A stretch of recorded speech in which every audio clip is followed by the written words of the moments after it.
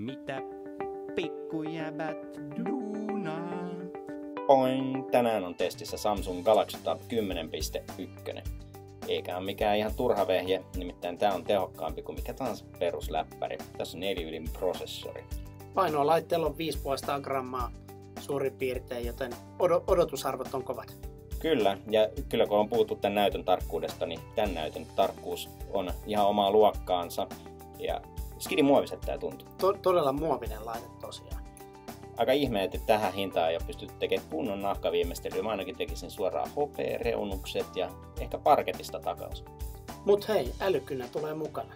Joo, älykynä on itse asiassa ihan hyvä sanoa, että tekee töitä. Että jos oikeasti tarvii jotain tarkkuutta, 3D-grafiikathan tässä vehkeessä toimii tosi hyvin. Ja täällä voi helposti syrjäyttää tuollaisen perusläppärin.